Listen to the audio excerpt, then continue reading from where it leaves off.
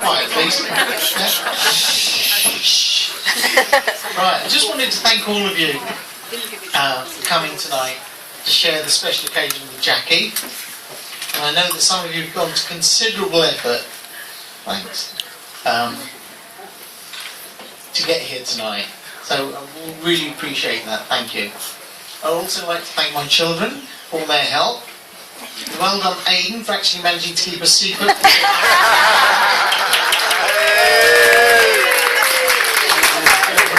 And for everyone who's helped to keep it quiet. I'd like to thank everyone involved to make it all possible. Viv and Keith for the flowers, thank you very much. Anita for the cake, and all the members of staff here getting the tables together and the decorations and the food and everything. Thank you very much.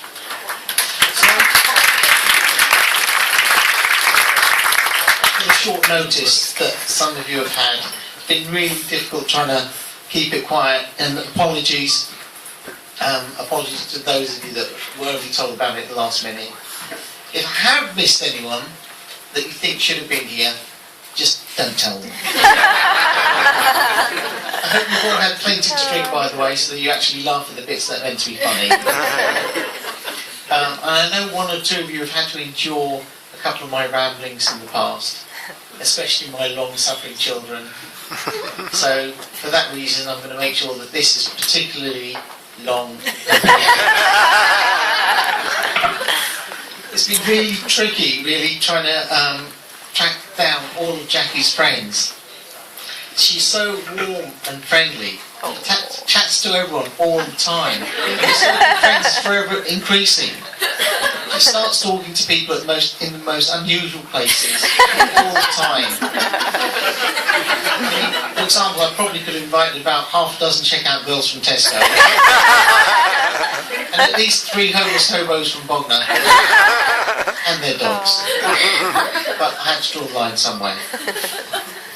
So I just wanted to tell you a little bit about us, Jackie, that is, and life in our house.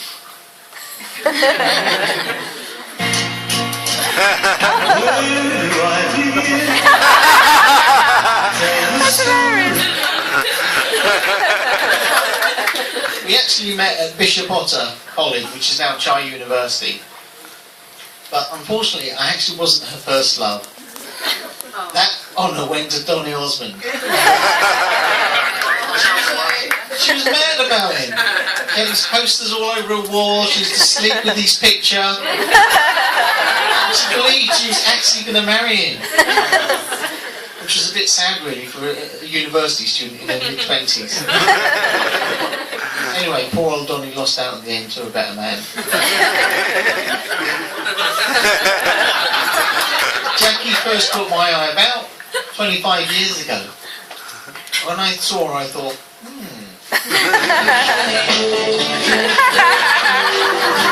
Yes, it's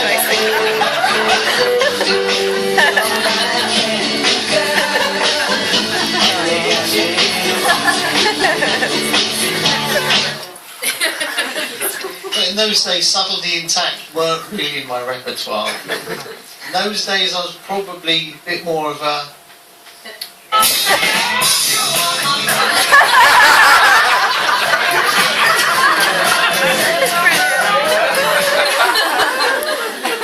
Whereas Jackie was definitely more of a... slow talk.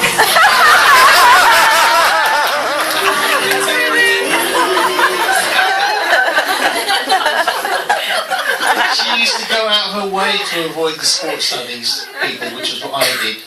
She did a proper subject like English. Yeah, she thought all of us were like really arrogant, prancing around as if we owned the place. And our tight shorts and bulging muscles everywhere. And that was just the girls. When I'd see her in the corridors, I'd think to myself, right, if I take a shortcut round here, I might just about cut her off and accidentally bump into her. But she was always one step ahead. We never actually managed to corner her. I didn't manage to corner her. She obviously knew exactly what I was up to. So we never really got to know each other then.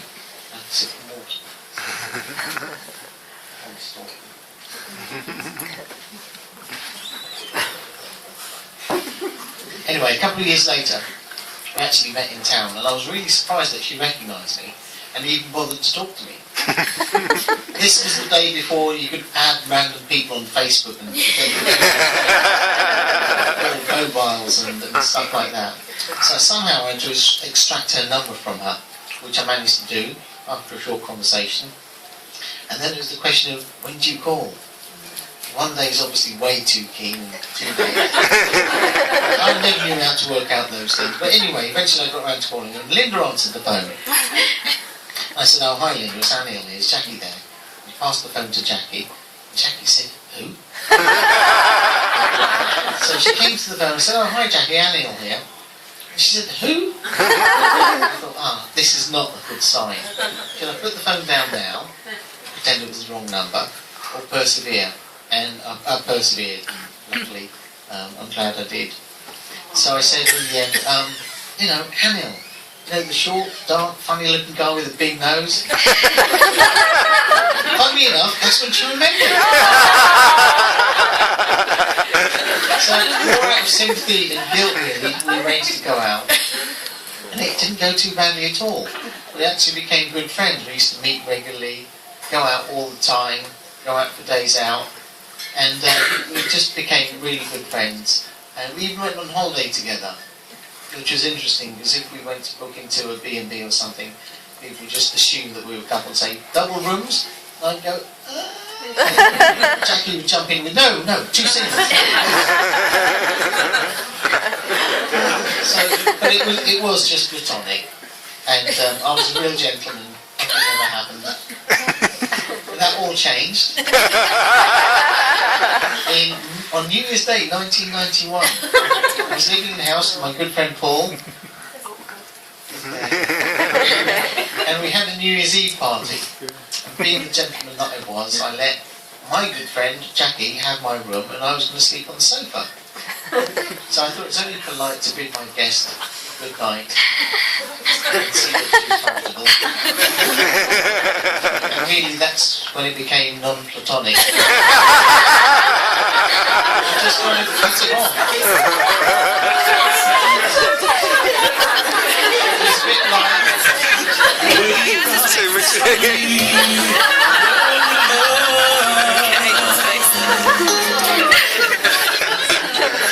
and really, from then on, our relationship just became better and stronger, and it was really, really sweet. In fact, it was a little bit like... And they call.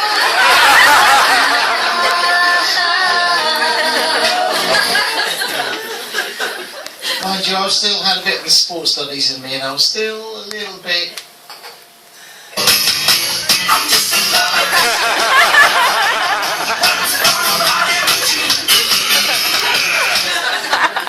Whereas Jackie was probably still a bit more...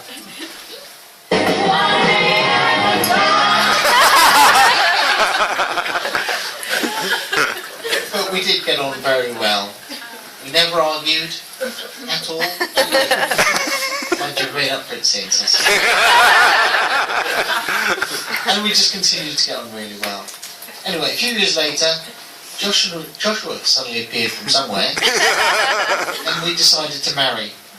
So I guess Jackie found her Mr. Right, but in the same package, she may not have realised, but she was also getting Mr. Always Right.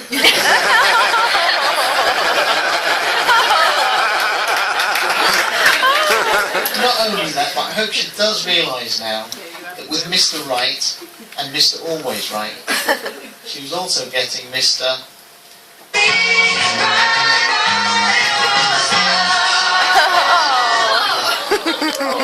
Which is a good thing, really, because poor Jackie's had a bit of a hard time recently, the last few years. And her days do tend to be very, very busy. A little bit like...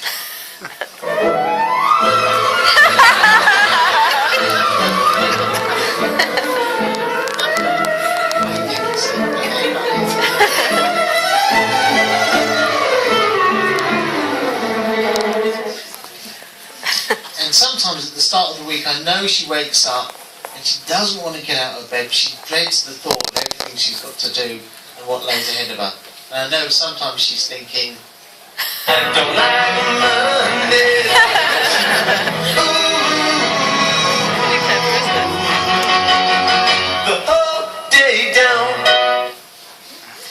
trouble is, sometimes every day seems like a Monday for Jackie. And sometimes she feels like she's working 8 days a week. So she barely has time to herself, unfortunately, apart from her trips to Bailiff's Court for a swim.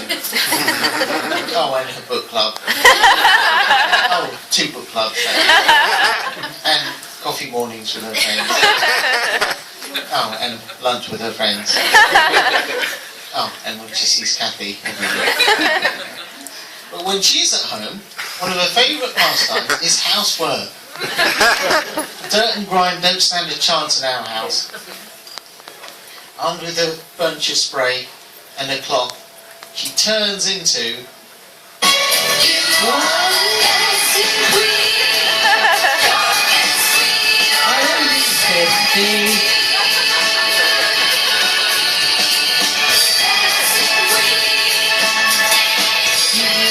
Dust, you can spray.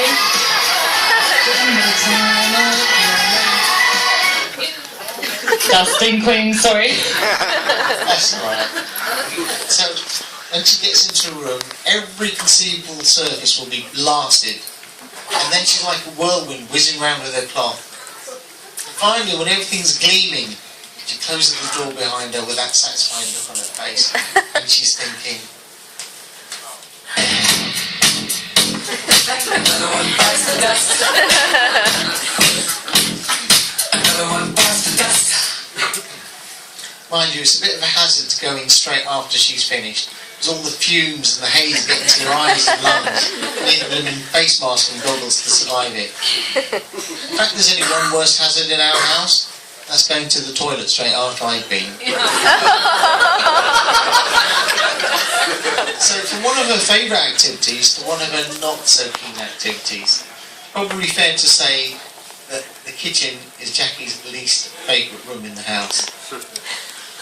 When she's concocting one of her culinary delights, you've got a picture of the scene, all the hobs are ablaze, pans and lids and rattling, the steam billowing out, the extract fans whirring away on maximum. In one corner you'll have a pile of vegetable peelings mounting up, another corner a pile of pots and pans mounting up. Then right next to her will be Yasmin with the music blaring out on her iPad pod player thingy, doing her latest dance moves. So on one side we've got a disco blaring out, and on the other side we've got a whirlwind of activity. And then Jackie will spot her salvation. Through the steamed up windows, she'll spot a neighbour in the distance. And she has to see so-and-so right there at that moment.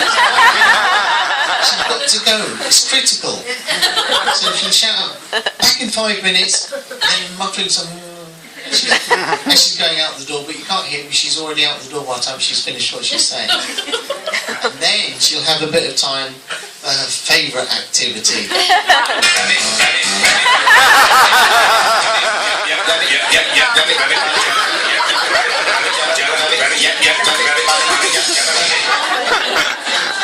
So once she's had her first fix of the day,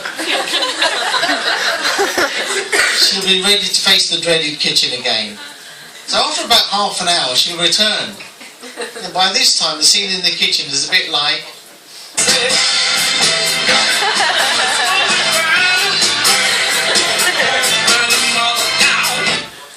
And whose fault is it now that the dinner's charcoal? Obviously it's mine. So after salvaging what we can, we normally try and have a family dinner. And often during our family dinners we have discussions. Jackie thinks that we argue, but we like to call them family discussions. If we survive dinner without too many discussions, that's a good thing. And normally, immediately after dinner, when it's clearing up time, often the room suddenly turns into the Marie Celeste, and everyone just vanishes without a trace, and poor Jackie's left to do all the clearing up by herself. Unless, of course, you can use a bit of gentle persuasion to get them to help, or discussions with the children about helping. So when she's clearing up, oh, by the way, I hate waste. So even I hate to throw anything away. So if there's any leftovers, even if it's something like half a chili or half a sausage, I'll ask her to keep it for the next day for lunch. So normally I'll go to the fridge the next day to rustle up my lunch, and I'll say, Jackie, where's my leftover half a sausage or chili? And she'll normally say,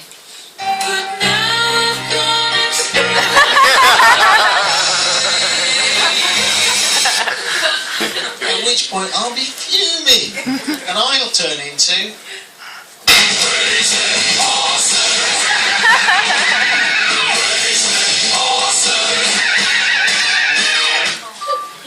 in the wrong hands, this chair can be a bit lethal. So I'll say to Jackie, look, if you carry on at this rate, everything in the fridge is going to be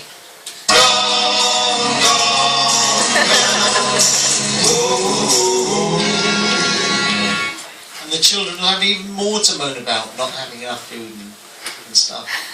So anyway, after about a few hours and people have patched up their shins and toes, I'll eventually calm down. And so back to Jackie and the clearing up. When she's finally finished the clearing up the kitchen and everything, after a long day, she might actually get a chance to sit down and indulge in her second favourite activity.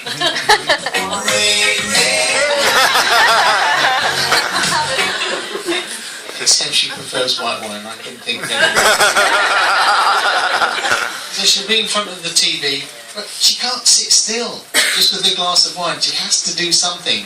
So normally she'll be ironing while she's watching the TV. And she'll really get into the programme that she's watching.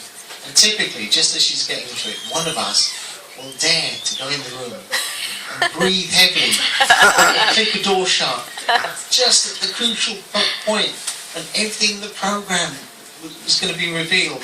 The whole plot rests on that one particular second that we happen to go in, and her whole night has been ruined. And that's when she'll turn into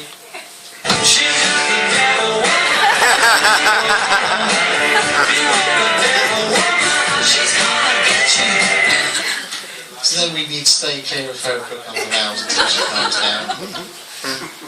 Well, that's me nearly done. I can actually hear the children thinking, stop, this is far too painful. But before I say, so long, farewell, long may you stay the night. just a couple of things. Oh, by the way, if Jackie does finish ironing and gets to sit down properly with the wine, invariably, peace will be shattered by the phone ringing. But it's not all bad. At least you'll get a chance to indulge in a favourite pastime to finish off the day.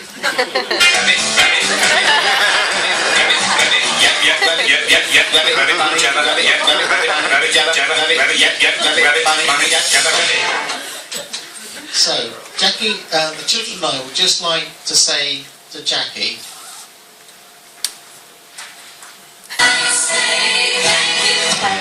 Thanks a lot. Thank you.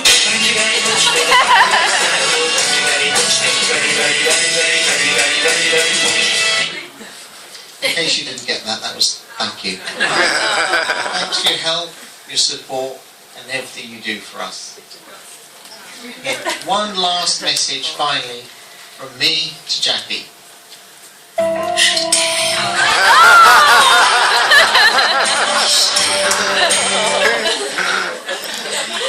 Okay, that's me done.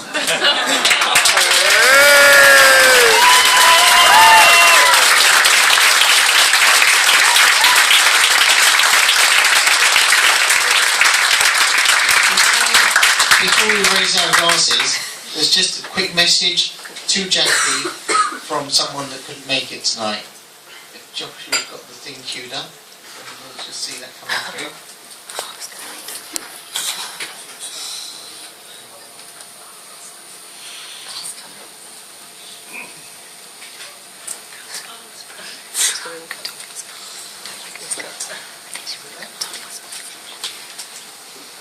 I can't be there to celebrate it with you, unfortunately, in Perth in Australia. But I just wanted to send you a message to say I hope you have a great time, and I can't believe that we're both actually 50. Where did that time go? But the main thing is that we don't look 50. But I just wanted to wish you, say cheers, wish you a great time, and enjoy your day, and hello to everyone that knows me, and take care, and I'll be in touch soon. Bye for now. Now. It's Jackie's oldest friend from school, Nikki, who's living in Australia, and sadly couldn't make it. So, that just leaves me to, if you've all got glasses in your hands, I'd like to propose the toast to my darling wife. Cheers, Jackie. Have you all got glasses? Or got some? Chris, have you got?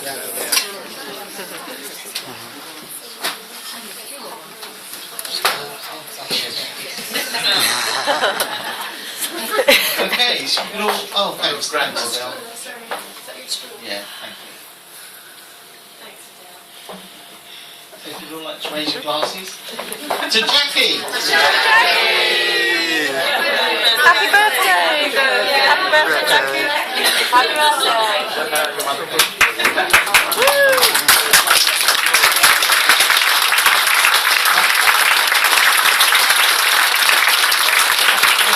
I'd also like to say just a couple of words to a special guest, just sitting here on the left.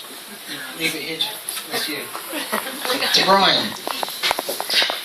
Brian's not been that well recently. It's been really difficult for him to get about. I know he wouldn't have missed this for anything, but it hasn't been easy for him to get around. And we're really glad that you made it tonight.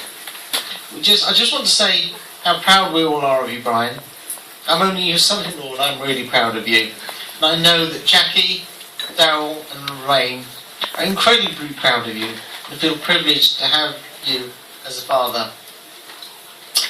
And I know his 6 wonderful grandchildren, Kate, Gerard, Joshua, Ollie, Yasmin and Aidan, are very close to him and appreciate everything he does for them and all his help and support when he's able to. So on behalf of the family, Brian, I just want to say how much we all love and respect and look up to you. So, ladies and gentlemen,